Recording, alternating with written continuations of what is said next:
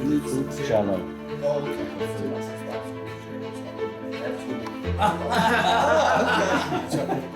I didn't know that that's the first name.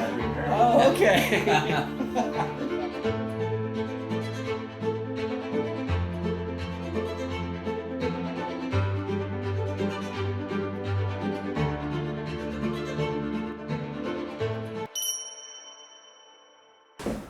I'm going to let you start because then you will look, because I'm probably going to be wrong. My timelines nowadays, I can't remember my wife's birthday. So I can say about already about 18 years when we met the last time. I'm not really sure about that, but anyway, long time ago. Yeah, I see. My brain says it was the U.S. Open because that's when I was fishing Rico. Or back then it wasn't a Rico. It was called a Rebel Pop R. Remember the Pop R? Yeah, that's the first time. Yeah, first time. Yeah, yes. What year was that? Well, probably when I was in the 26, 7, 8, around that, before 30. So 37 years ago, 37. about that. Right. It's I won the Open twice. I think we met the very first time because that's when I was. Oh yeah, before I went to the Open, that you already winning that twice already. Oh, really? Okay. Yeah. See, it's and that's when they told me because the Little Rebel Pop R was kind of ancient. Yeah. As far as the hooks weren't that great.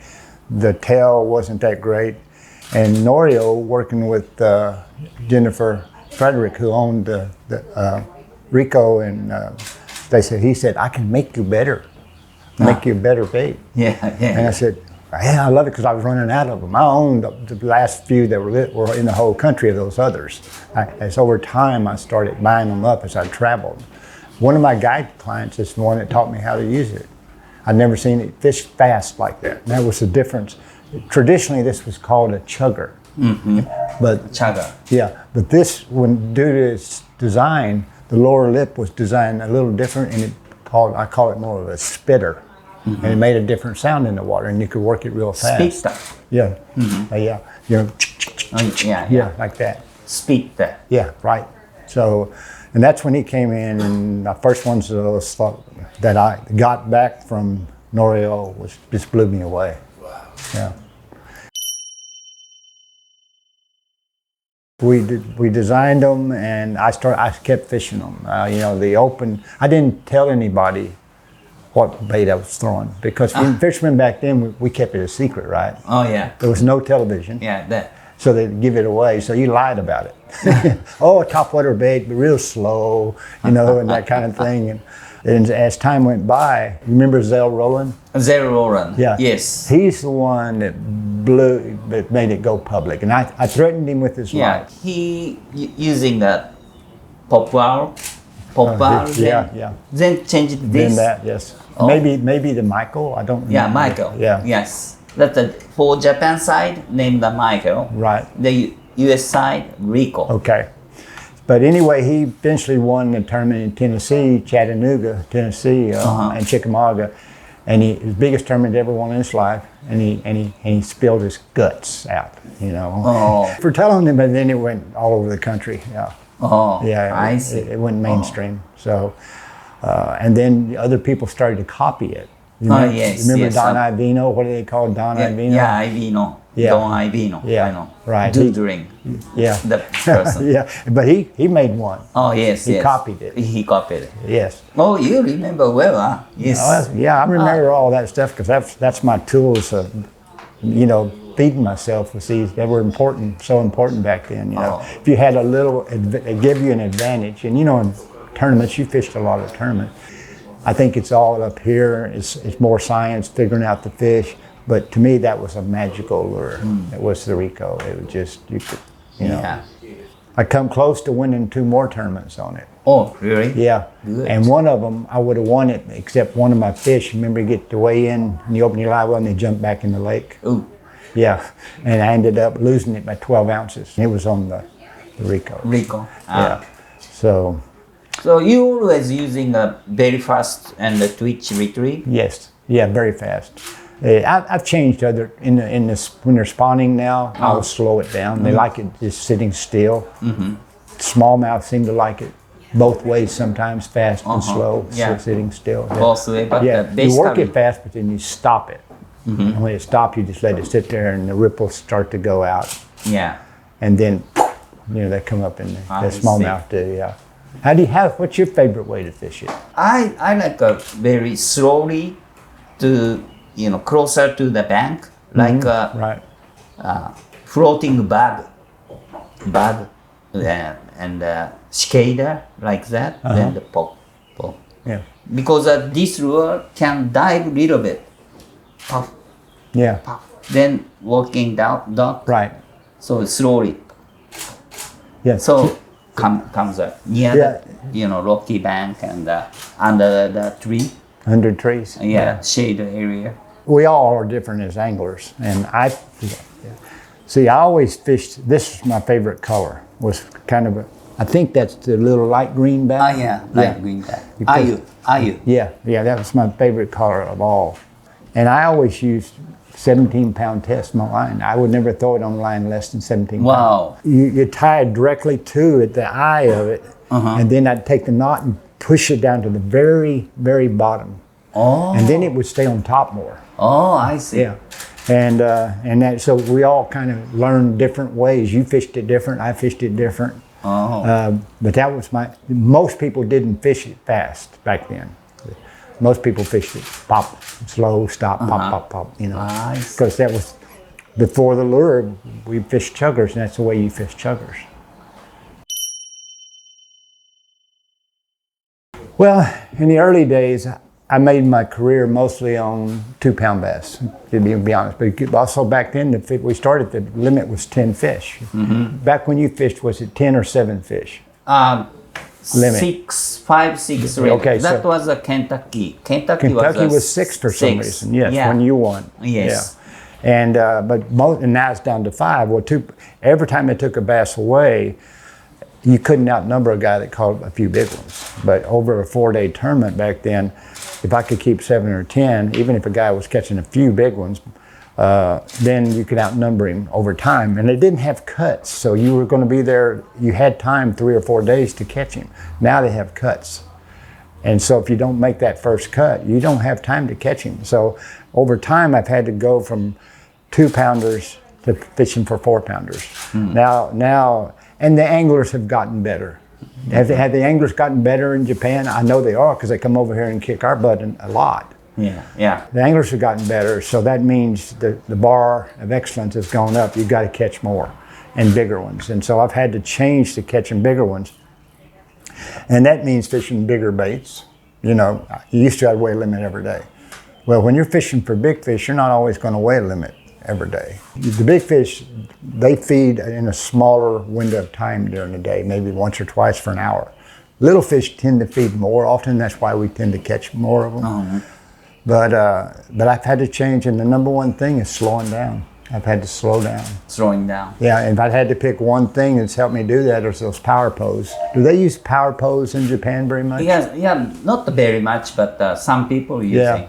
And that's what's helped me slow down. And both of my last 2 tournaments in 2016 and 19, I had to put the power, because over time, your muscle memory, your foot wants to be on a troll motor. I'm not used to my foot not being on the troll motor, so I have to power bow down into the sand, and instead of making a cast there and 5 yards, a cast 5 yards catch, I had to start making them a foot apart. When I knew I was in where bigger fish were, you had to slow down to catch the bigger fish. And both of those tournaments, I had 5 fish that weighed over 30 pounds. It wasn't so much changing lures as I thought it would be, and it is a little bit. Yeah, sometimes now with the big swim baits. Do y'all make big swim baits? Have you ever designed any of the big swim baits? No, not really. Not really? For me, no. I make a big spoon and big spoon. Named the Dairaka. Oh, really? Yeah, and the Magnum crankbait. Yeah, I made it. Yeah. Recently. Yeah, 5 years ago. Well, that's and so you do have to do that at times. You know, you do need to go to bigger baits, Yes. but it's got to be right conditions. This one, and you call this one the shot. Yeah, but this is what I consider on the tough days when you weren't catching a lot of fish. And I'd go to that bait, and I nicknamed it my save my ass bait. I always could catch a limit on that, you know. Now, normally if you catch 5 on that, they're going to weigh 10 to 12 pounds. So, and that's not what you want to do, but some days you better weigh in at least a limit so you don't get too far behind. I see. Yes, of course. After leave the United States, then I'm very seriously to Japan bass fishing every lake. The bass and understand the lure very, very much. You know, long time, same lake, you know, same bass. Yep. So then the changing, but the DNA is same. So even the small bass already knows the lure, maybe, I think. Right, no, they do. Yeah. You and I worried more about how the weather was going to affect the fish. Yes. It's still important, Yeah. but still now it's the fishing pressure. And everybody asks, is a fish smart? Depends on how you define smart. Yes, smart. And the way we define it, most people say no, they're not smart. They don't have the capacity to do that. But where they are smart is they don't live very long if they don't use all their senses at the highest level. In other words, they're constantly, you know, observing, and they're feeling with the lateral line. And that's where nowadays you have to be willing to change. And so many of your fellow Japanese have come over and fished with us because like you said, y'all fish all the same lakes. Everybody knows where the fish are. So you got to figure out little finesse ways to catch them. Do you fish any of that little finesse stuff? I don't remember. No, not really. Really? Yeah. Not really. Not my type. Yeah. Yeah, I like hard bait. Yeah, I do too. Yeah, I know. I know. Yeah. 100 times more than me. Yeah, but still, you watch them, and they will go like the Japanese. They will fish what's called our community host because they don't have a lot of information on the lake, so they got to kind of go with what they can find on the internet or watch on film. Because nowadays there's a huge YouTube they can watch. And so they kind of go where everybody else goes, and even the locals go, but they go finesse on them to catch them. Yes. And I mean, they're just, and with a real light line. Those people usually using, 3-4 pound test line, and also small diameter PE line.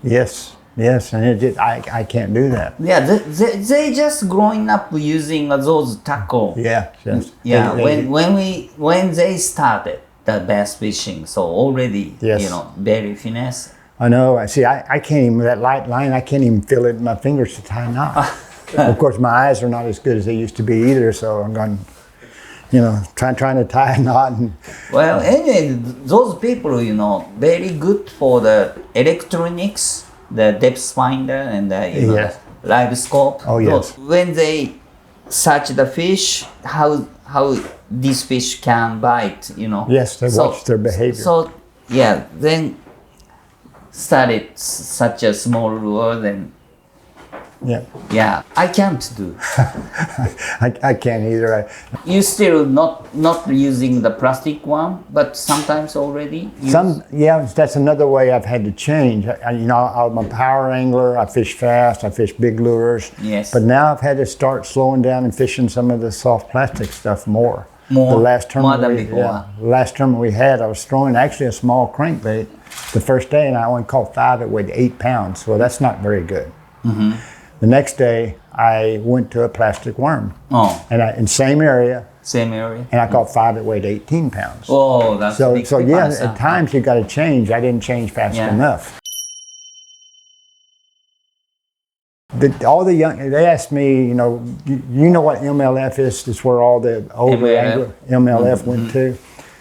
I didn't go. I stayed with bass. But I get asked a lot, who's better now? These young guys you're fishing against or the old guys? Yes. And I didn't answer that for 3 years because that wouldn't be fair. I got to watch these young guys to fish against them, and because I know the old guys, but I don't know the young ones yet.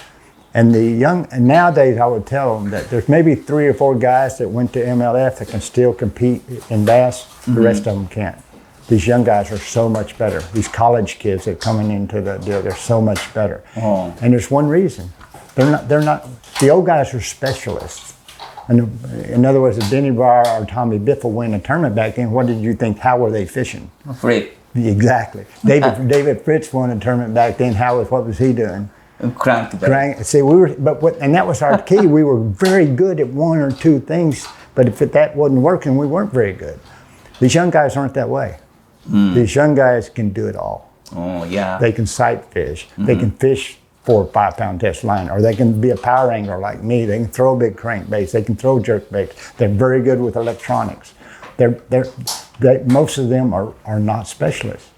And Gary Klein and I, 30 years ago, we even said, you know, the best anglers aren't here yet, even when we were fishing. And I was winning. The best anglers aren't here because we were specialists. And we even said that someday there's going to be anglers come in that are not specialists that can do everything. And that's what you have to do if you're going to compete, because your thing doesn't work very often. I think in Japan, that spinnerbait's still working. All of a sudden that indicates weakness. And that's the strongest things with predator and prey relationships.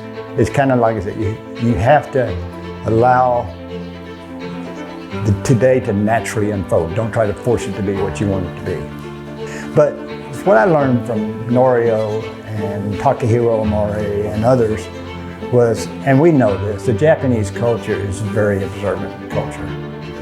Yeah. I just concerned about the Japanese bass fishing the future. Very, very, very much. Just the opposite is kind of happening here.